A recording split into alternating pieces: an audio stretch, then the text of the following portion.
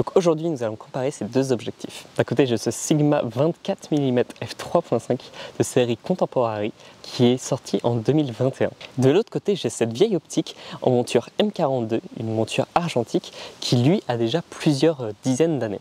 Je ne connais pas vraiment sa date de fabrication, donc je ne peux pas être un petit peu plus informatif sur ce point. D'un côté, j'ai un Sigma assez récent, assez moderne, qui vaut dans les 400-450 €. De l'autre côté, j'ai cette lentille que j'ai trouvée sur un Emmaüs, que j'ai acheté à l'époque 5 €. Et aujourd'hui, je suis assez curieux de comparer et de mettre en comparaison ces deux objectifs. Pourquoi c'est intéressant de les comparer? Car d'un côté, nous avons un 24 mm et de l'autre côté un 28 mm.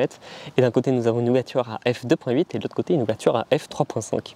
Et puis même, je trouve ça toujours intéressant de voir ce que peut donner le rendu d'une vieille lentille sur un boîtier récent. C'est pour ça que j'ai eu envie de faire ce test et de les comparer tous les deux dans des situations très similaires. Pour ce test, je les ai embarqués sur ce boîtier, c'est un Sigma FP. Toutes les photos que j'ai réalisées avec ces lentilles, je ne les ai pas retouchées en post-prod, j'avais exactement les mêmes réglages de boîtier.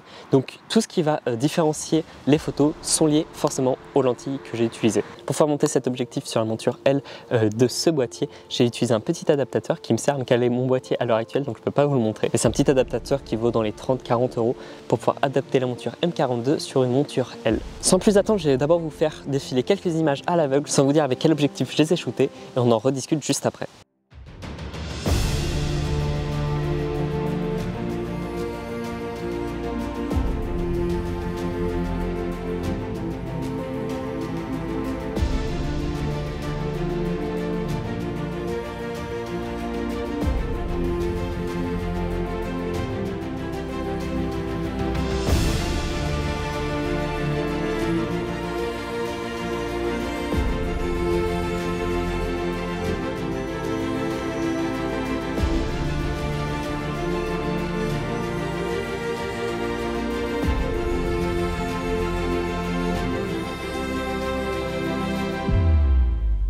Donc toutes ces photos, je les ai shootées à Concarneau la même journée dans le même laps de temps. On peut déjà avoir deux choses très distinctes sur les deux images. On a d'un côté cette lentille qui va avoir un piqué au top et de l'autre côté on a cette lentille qui va avoir un piqué assez bon au centre mais qui rapidement va être très doux, très mou sur l'extérieur.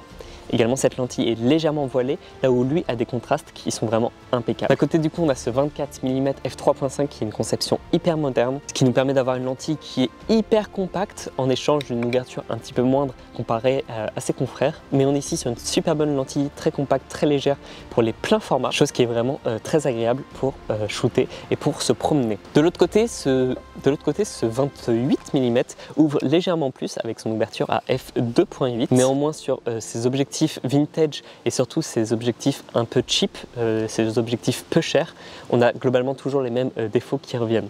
On va avoir des objectifs qui vont être voilés, qui vont être très sensibles au flair. J'ai d'ailleurs quelques photos d'exemples là-dessus.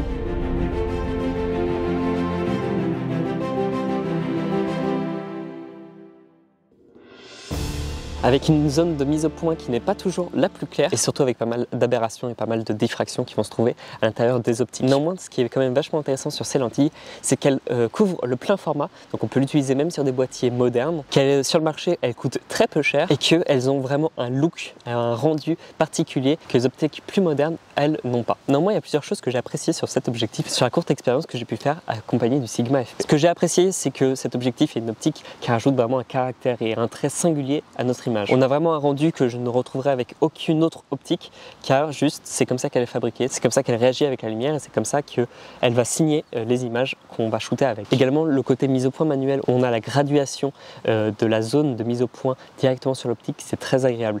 Et même quand on va venir fermer le diaph, grâce aux chiffres indiqués, on peut vraiment savoir de où à où ça va être net.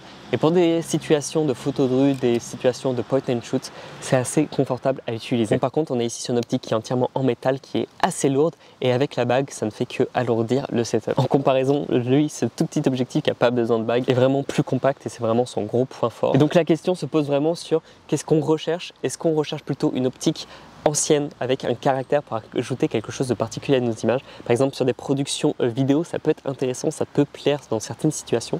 Ou est-ce qu'on cherche plutôt une image la plus propre possible pour pouvoir après venir la travailler en post-prod, en retouchant les couleurs, les images, en faisant de l'étalonnage, en venant ajouter de la diffraction, en ajoutant de l'aberration. Bref, est-ce qu'on veut un rendu hyper propre, hyper clean, qu'on va retravailler par la suite, ou directement un rendu assez sympathique avec un petit look qu'on va utiliser tel quel. On peut également le retravailler par la suite, mais vous voyez ce que je veux dire. Voilà. Dans le même genre de test que j'avais pu faire il y a peu, j'avais monté sur ce Sigma FP le Helios 44-2 qui est un des objectifs vintage les plus connus, les plus réputés. Et j'avais eu un rendu qui m'avait pas mal plu en photo de rue dans Angers. Je vais vous mettre d'ailleurs quelques exemples.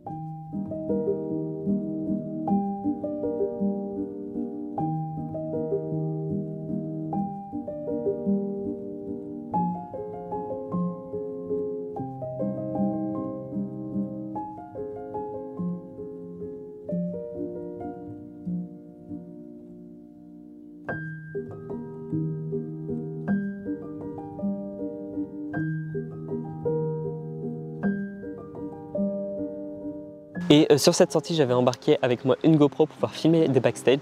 Donc dans quelques semaines, je vous sortirai une vidéo au sujet du Helios 44-2 couplé avec ce Sigma FP en photo de rue pour que vous puissiez voir un petit peu ce que ça peut donner et pour vous partager tout ça. Bref, sur ce, c'est la fin de cette toute petite vidéo qui parle d'objectifs. J'espère qu'elle vous aura plu. Si vous voulez plus de tests d'objectifs vintage, j'en ai une belle collection, j'en ai pas mal à vous présenter. Donc n'hésitez pas à me le dire en commentaire. Je me ferai un plaisir de vous présenter cette dizaine d'objectifs en monture M42 que je possède. Et si cette vidéo vous a plu, je vous invite également à me le faire savoir en laissant un like ou en me laissant un petit commentaire. Moi je vous dis à très bientôt pour une prochaine vidéo voyage. Bref, ciao ciao.